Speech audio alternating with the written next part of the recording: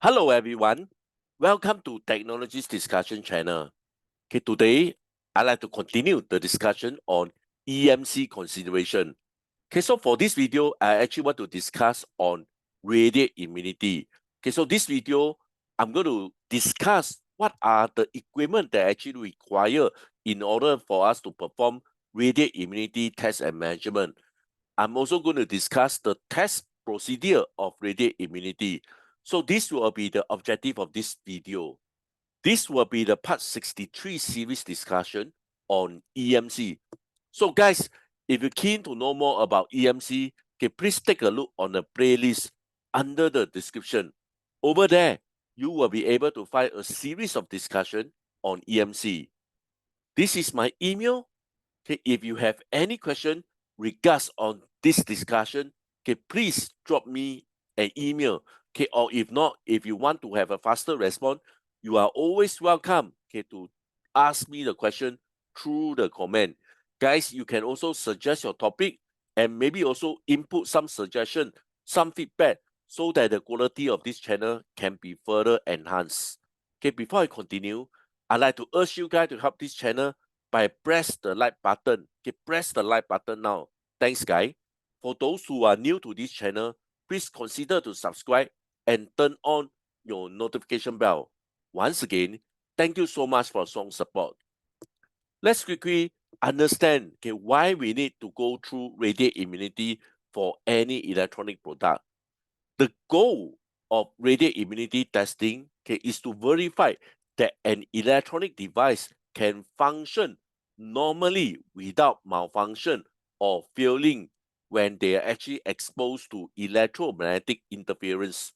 Okay, so this time means that, for example, you meet any DUT electronic product, okay, you need to ensure that they are actually able to function at least at a satisfactory manner, okay, without any issue when they are actually exposed to electromagnetic interference. For example, okay, we actually bring this product into the world.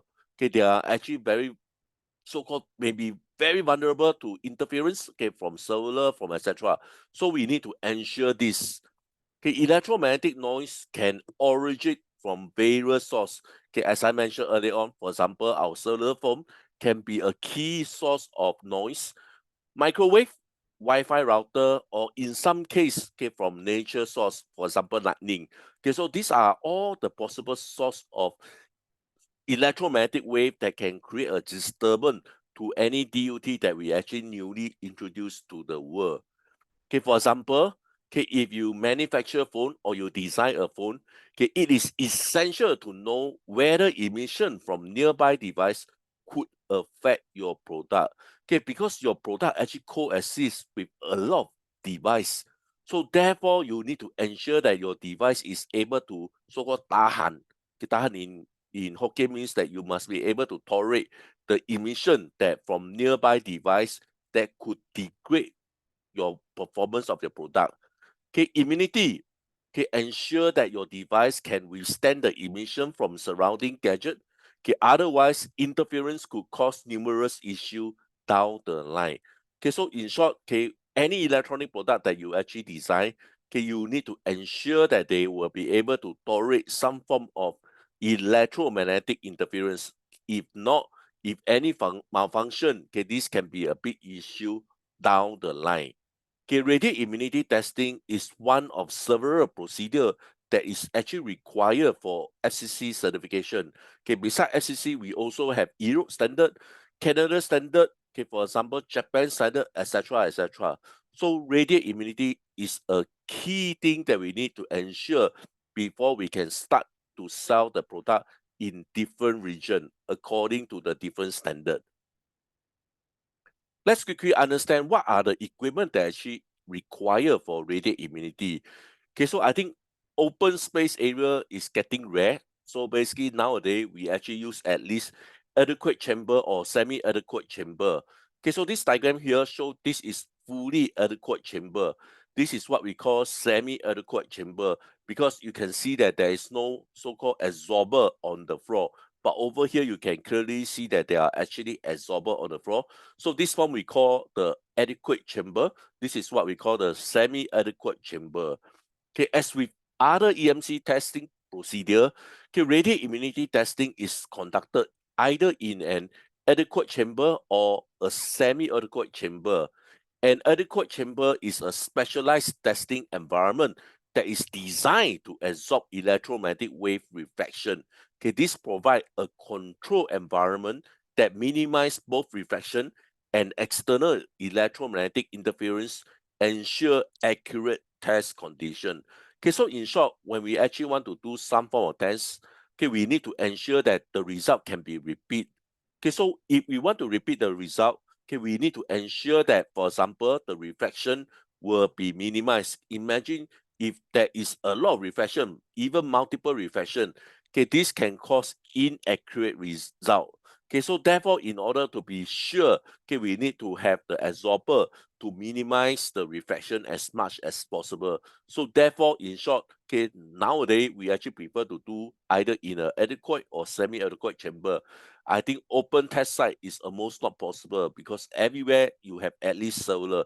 This could be an issue. So nowadays, the first equipment that we actually require to do this radiant immunity will be at least a adequate or semi-adequate chamber. Next, okay, we need to have a signal generator. Okay, what is actually a signal generator? A signal generator, actually, they are the source, they are actually producing the electromagnetic field that is used in radiant immunity testing.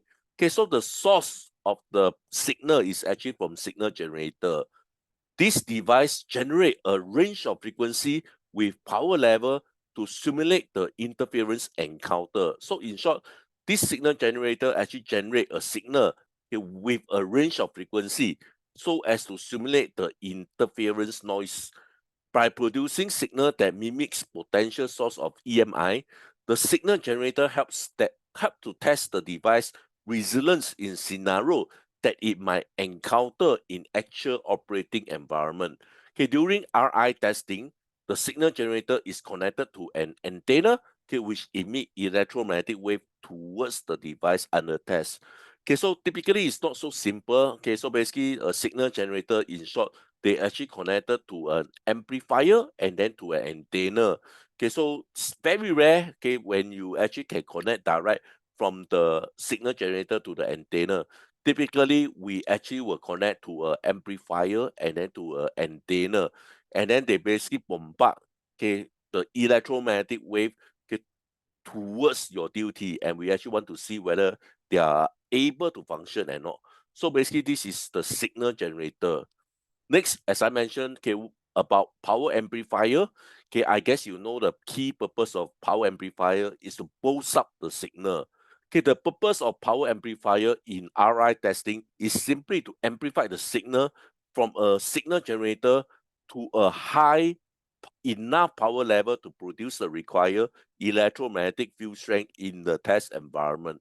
Okay, so in short, the signal generator may not have enough so-called power level. So the power amplifier actually help to boost up the power level so as to meet certain criteria. Okay, so take a look over here, you will understand better.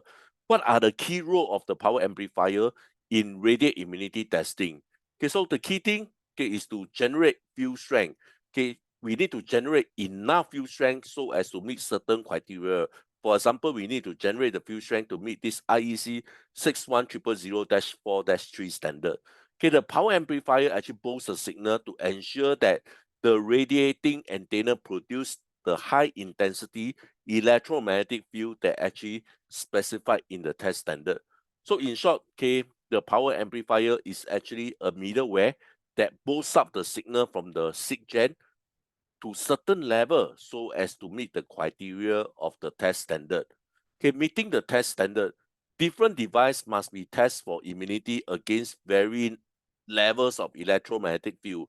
Okay, the power amplifier help to achieve field level typically range from 1 volt per meter to 200 volt per meter. Okay, so I think 200 volt per meter is very rare. Typically, we are actually at 3 volt per meter or 10 volt per meter. Okay, depend on the different standard that we actually so-called require to test. Compensate for system loss. Amplifier compensate for any loss in the cable, antenna, and other system component. they ensure the required field strength is achieved consistently across the test area. Okay, so amplifier, they may require to boast a signal very, very large, or they can boast a signal just a minimal amount. So in short, they need to ensure that the field strength is actually consistent across the test frequency. The covering frequency range. Many radial immunity tests cover a wide frequency spectrum. Okay, so for us, typically we are very comfortable in this frequency range from 80 megahertz to 6 gigahertz. The power amplifier must handle this frequency range while maintaining signal integrity. Okay, so this is for power amplifier. Okay, antenna. Okay, several types of antenna are used for radial immunity testing. The primary purpose of the antenna is to create controlled electromagnetic field that subject the DUT to potential interference, helping to evaluate its immunity to external radiation. Okay, so in short, antenna actually convert the electrical signal to electromagnetic wave. Okay, so therefore, typical common antenna used for testing include log periodic antenna, okay, which can operate over a wide range of frequency, and horn antenna, which are effective at higher frequency range. Okay, so this is the horn antenna, this is the log periodic antenna. So in short, this is typically used in lower frequency, this is used for higher frequency. Next, okay, I'm going to discuss on field probe and also CCTV. Okay, so field probe, okay, so the radio frequency field probe are used to measure the intensity of RF field. Okay, so this is a picture of field probe. Okay, so what is this field probe? They basically can measure the intensity of the field that you actually radiate out. For example, earlier on, I mentioned that you actually radiate out either 1 volt per meter or 200 volt per meter. I think this is very rare. As I told you that the standard typically are 3 volt per meter or 10 volt per meter. Okay, this can actually measure by this field probe meter. So they actually provide real-time feedback to ensure that the environment within the adequate testing chamber is within the specific limit for the test. Okay, so later on I will explain. Okay, so in fact, field probe play an active role in field uniformity test. Okay, so later on, maybe on my next video, okay, I will discuss on field uniformity test. Okay, but this field probe actually can help us to measure, okay, how strong the field in order to compliant to the test standard. Okay, we also need this CCTV, closed circuit television. Okay, during RI testing, the DUT is actually exposed to high level of electromagnetic radiation, okay, to assess its ability to function correctly in an electromagnetic environment. The CCTV system actually is actually mainly to protect us. Okay, it also allows us to observe the DUT in real time from a safe shield control room, ensure they do not need to enter the test chamber while radiation is present. Okay, so in short, when we actually do this test, we are actually in the control room. How to observe whether your DUT is still function? Okay, basically will be through the CCTV. Okay, so these are all the equipment, okay, for the radiate immunity test and measurement. Okay, so before I continue, okay, I like to urge you guys, if you have learned something from this video, okay, please help this channel by like this video and subscribe to this channel. Please also remember to turn on your notification bell. Thank you so much again, guys. Okay, let's continue. Okay, so let's continue the test procedure for radiate immunity. Okay, so this diagram shows a very simple radiate immunity test setup, which I'm going to further explain on my next few video. Okay, so but now let me quickly discuss the test procedure of radiate immunity. Okay, so there are 5 steps. The step 1, the setup. Okay, your DUT is actually placed on a non-conductive table, typically is about 0.8 or 80 cm above the ground plane. Okay, so over here you can see that this is the non-conductive table.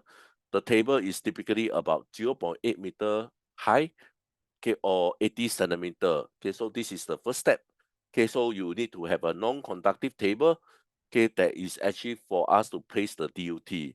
Next, before we can actually do this radiate immunity test, we need to ensure that the field uniformity test is actually done.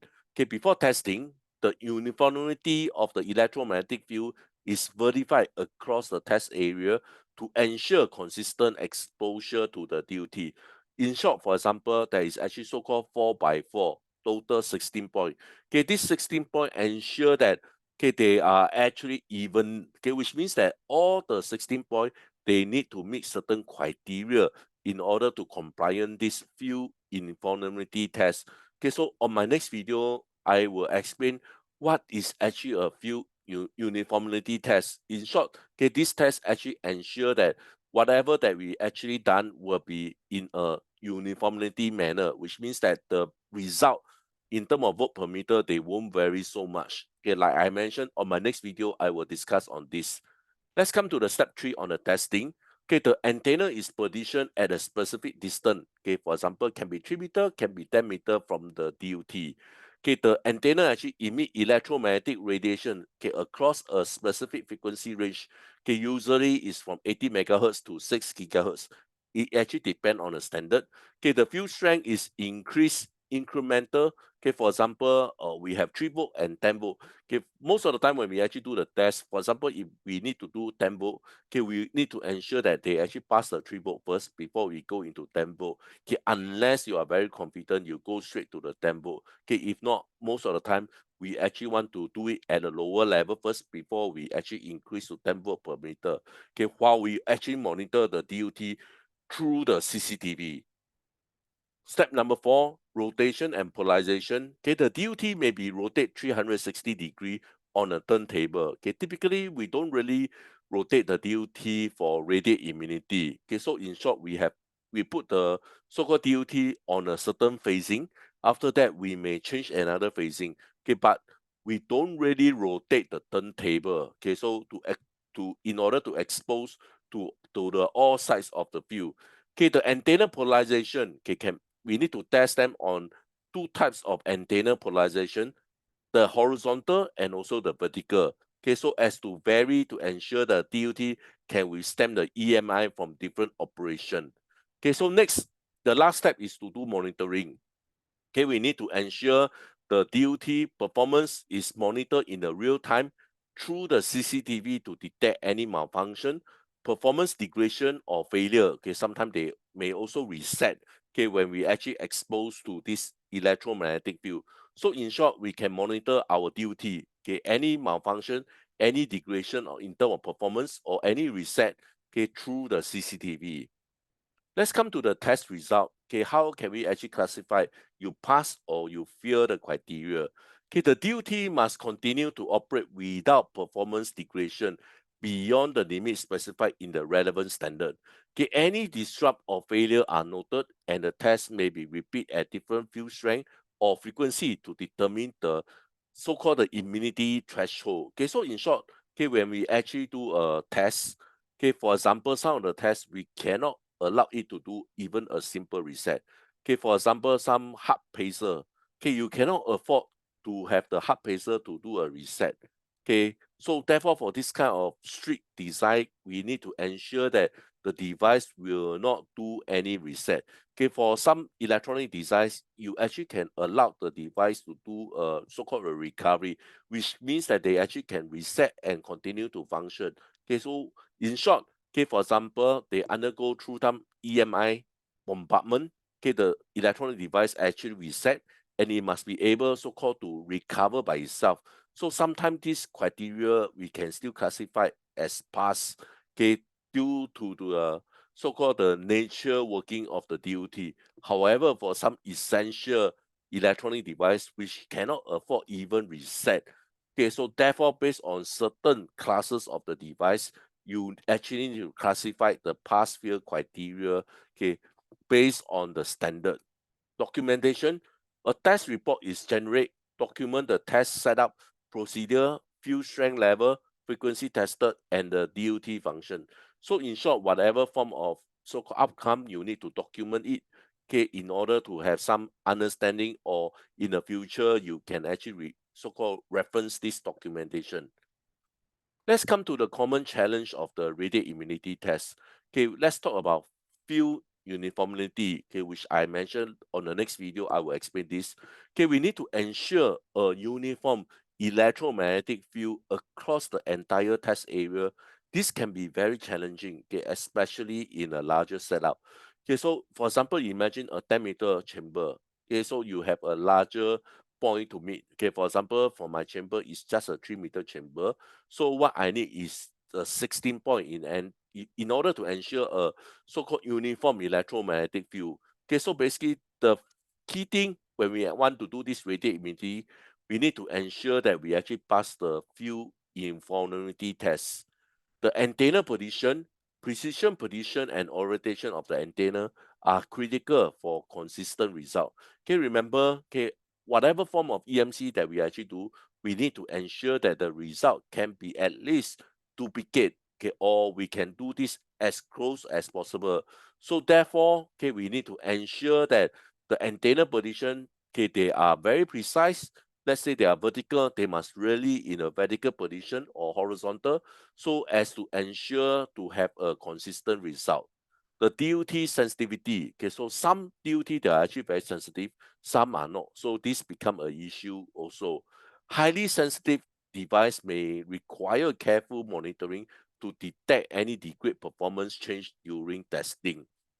Radiated immunity testing ensure that the electronic device can function, okay, reliability in an environment with high electromagnetic interference, which is essential for the safety and effectiveness of this device in their intent application. Okay, so this gives you a very simple test procedure for radiated immunity. Okay, with this, I'd like to end my discussion. Okay, please help to like and subscribe. Once again, thank you so much for your strong support. I hope to see you guys soon. Bye for now. Thank you.